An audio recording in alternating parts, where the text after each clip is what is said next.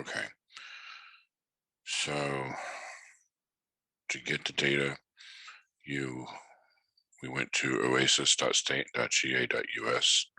Again, you want to state that web address in the abstract. We went to mortality, morbidity, sexually transmitted disease. Click that, go to get table, and leave most everything here the same. We do change STD cases to STD rate. Leave the year 2019. Now we are going to separate rural versus non-rural counties. And so we will click on rural. And what we're looking at, all STDs except congenital syphilis, across all races, all ethnicities, all sexes. Now, the one thing you do want to look at before we get our data, look at definitions. Again, non-rural, any county with 50,000 or more total population. So we will have to define that at some point. Rural, any county having a population of less than 50,000. And again, STD rate formula is number of STDs divided by population times 100,000. So that is our per 100,000. It's important to know some of those basic definitions. Okay, so we've got rural selected, select get data. And here are all of our rural counties with the 2019 STD rates and maps if you hover on them as well. If you click select save data, this will download a Excel spreadsheet. I've already done that for you.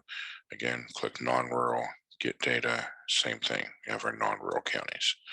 Again, we have like 118 rural and 41 non-rural counties. Same thing, click save data. Now, I've already done that for you. Again, if you go to Canvas, that is something that you can download right here, STD rate, rural versus non-rural. Okay, just click on download that. It just pulls up just the two columns of data.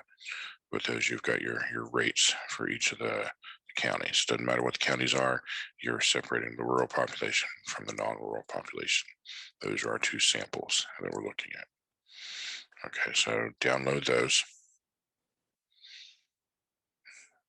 Open those in an Excel spreadsheet. Get it looking something like this. Okay, again, this is that spreadsheet I gave you, so you should just be able to open that.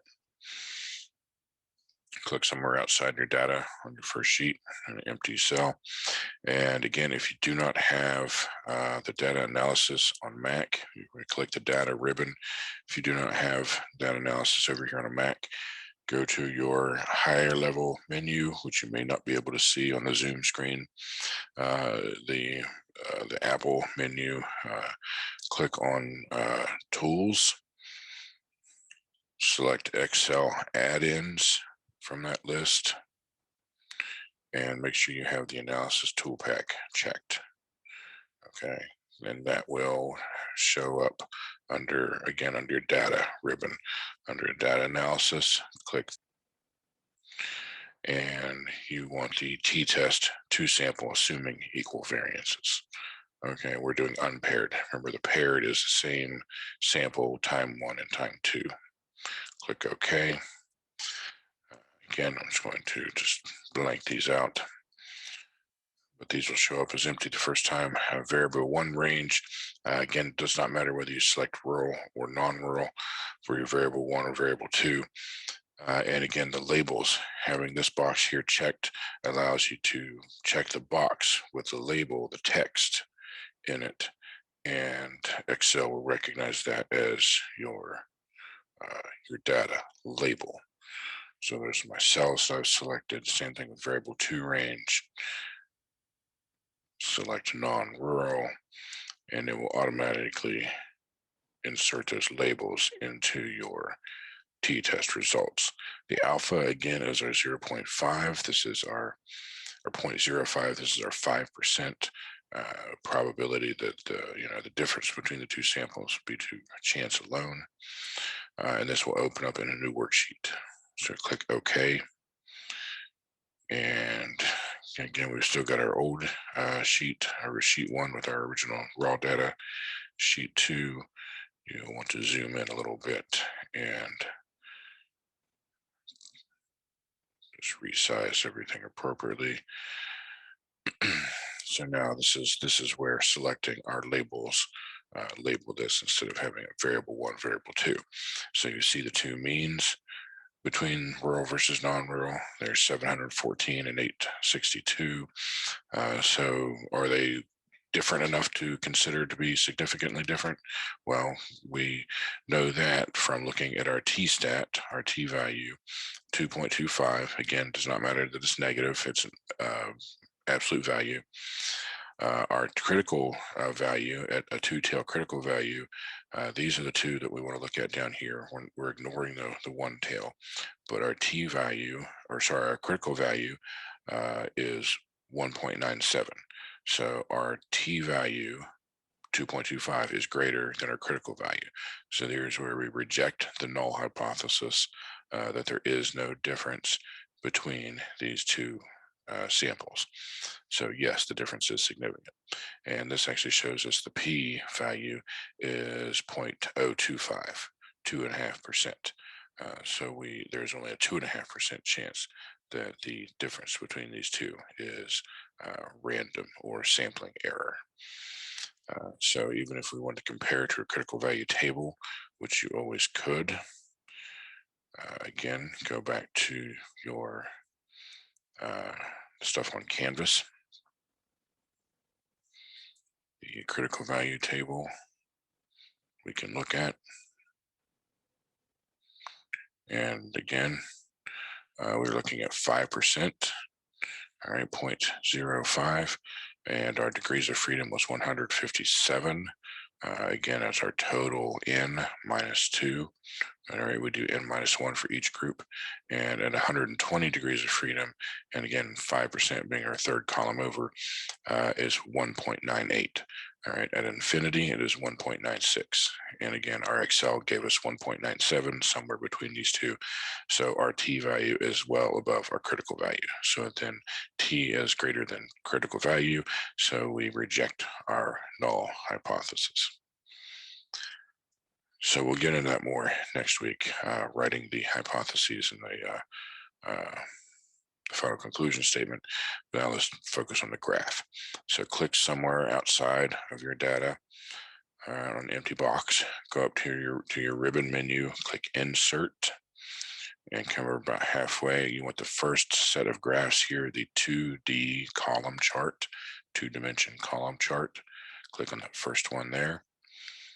Reposition that around until it's off your data. Either command click or the 2-finger click, control click, sorry, or I always do the 2-finger click. Select data is what you want to choose. Now, the chart data range, that first field is the two means that you're going to compare, and we're just making a simple column chart. And then we have somewhere down below horizontal or category axis labels. You want to select that. That is the labels of those two means. That is the samples, the rural sample versus non-rural sample. And you select those two cells. And you click OK. And it creates a simple graph for you. Now, you can move this graph around, resize it, whatever.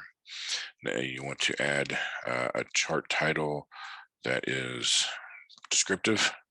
Again, go back to your data that we mined from the Oasis website and think what did we actually look at?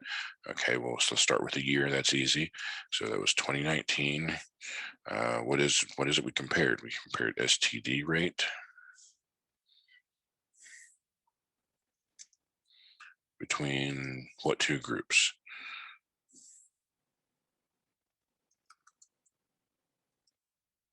There we go, something like that. 2019 STD rate means in rural and non-rural Georgia counties. Now, since we selected these two cells up here, these are linked to our columns down here. Say if you want to change these names, we would have to change them up here. Let's say I wanted to specify rural is less than 50,000. And I want to say non-rural. I want to specify is greater than 50,000.